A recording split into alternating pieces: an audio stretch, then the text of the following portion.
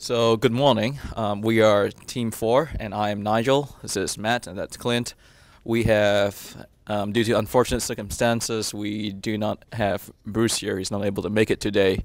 But we are the inventors of Knights of Valor, and I'll allow Clint to take you through the background of this toy.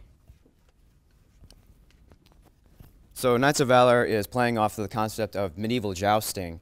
You've got two knights, and they run at each other on horseback and attempt to unhorse the other player by knocking them off the horse with their lance. And you can get into markability with this. You can get different horses, you can get different knights, different lances that would give you different capabilities. You could also modify your shield. On the shield there's a button, and the button is what has to be pressed in order to knock the other person off the horse. And you can get into strategies with a different shield that might angle your button in a different way so that the player has a harder time knocking you off the horse, or an easier time of you may modify your lance a little bit and you can get a better reach to get the other person's button and things like that. And so it's a competition. You've got two players that are trying to compete against each other, and the first person to knock the other person off the horse wins. And so Matt will talk about that concept. So for our toy, you can kind of see the feel here. This is the upper part. This is what's seen. You can see the two knights run along a track.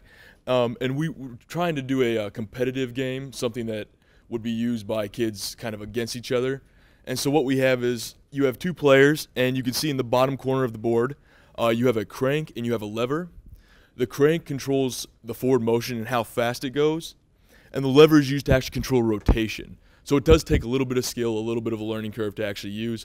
But once you can get those two things going simultaneously, you can kind of get better, look at how fast you want to turn them, those kinds of things. And so we were kind of doing this for a wide age range. We were looking at mostly males, definitely going to be some female interest, I'm sure, but mostly a male interest, somewhere between the age ranges of maybe 6 to 12, 6 to 14. I'm sure it'd be a little bit popular with some of the older high school guys just to kind of play with, but we were looking at kind of a younger age range. And so how this works, we have two videos here. You have to go to the other screen. We have two videos here, one that shows how it works and then one that's going to show the internal components working. So you can see the cranks moving and they turn, and then as the lever turns, you aim for the shield. Now it's going to be a little bit harder with both guys turning at once, but go to the next one. And this one's going to kind of show the internal workings. And you can kind of see there's kind of simple mechanisms, mainly a belt system, a rack and pinion, and a 4-bar linkage is what's controlling it. Go ahead and go to the next one. And here's the big things. You see the forward motion is that crankshaft. The 4-bar linkage is in the red and blue long pieces on the force motion picture. You can see that that's the 4-bar linkage, and then the little base that's going along the pulley is shown in a bigger picture. It has a rack and pinion system that a post fits into. That post is what controls the horse's motion. So the horse is actually turning with the knight, and that whole assembly on top just turns. And then you can see we call it the knight pop-off. What it is, it's a button, a slider, and some springs. It's a bunch of small pieces inside the knight, and what we were going for was once you hit the button, the knight actually pops up a little bit or pops off the horse in order to kind of see who won, or you scored a hit that way. So those are our main features. We were trying to do kind of something a little bit more complex, but with some simple systems. And so that's basically our toy, our presentation. Unfortunately, we can't have a demo for you today. We had an unforeseen circumstance with our other group member who designed the base, and so unfortunately we can't do that today. But we're welcome to take any questions from you. Yes. We have a kid on either side cranking away on this thing. What's holding this thing down? Because both their hands are being... We're on the bottom of the base. We're looking at putting like one of those suction systems. So like you set it down and it's kind of held in a little bit.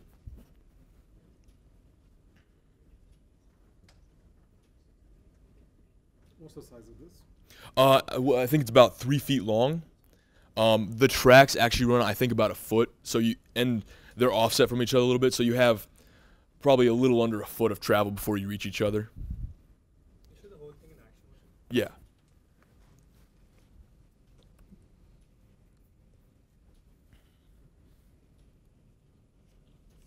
Yeah, those knights are about 4 inches high to kind of give you a feel. Have you had it working before it broke? No, it didn't break. The guy that designed the base right before we were about to assemble it actually got hit by a car. Yeah. So we're working on assembling it now, but unfortunately we weren't able to get it done by this time. How far do they go per crank? I think it takes. He was telling me it takes about 3 or 4 cranks to get them to meet. So I think it's like 1 inch, 2 inches, somewhere in that range. How big are the figures again? The knight was about 4 inches, I think. With the knight and the horse, I think it was like 5 or 6. The buttons, I think about 1 inch in diameter, maybe a little under 1 inch in diameter. Yeah, it'll be under 1 inch in diameter, but it's greater than ½ inch. So the strategy is entirely based on the angle of the... Pretty much. The lances are already set at a given height, so you don't have to control the height at all. But you have that lever that's controlling the angle, and you have to kind of adjust based on how the other person turns as well. And how fast your, whatever you call that spear thing, moves, is it related to the forward speed of the crank? Yeah, so you kind of have to judge how fast your opponent's going and then how fast you want to move so that you can turn at the optimal time to hit their button without exposing your button to the other player. So you have to time, and you have to think about, if I'm traveling at this speed, what's the speed at which I'm going to hit them. So. Have you considered integrating some controllers to actually electronically control these, maybe using iPad or other kinds of controllers? We actually thought about that as an option for the future. What we were looking for was something that took a little bit of skill, though. So we were looking for something that was less button pressing, more of like you actually have to have some synchronization, some timing. But yeah, that would definitely be an option. It wouldn't be hard to do because it would just take a simple mechanism to control the 4-bar linkage where the lever is, and a servo motor to control the crankshaft.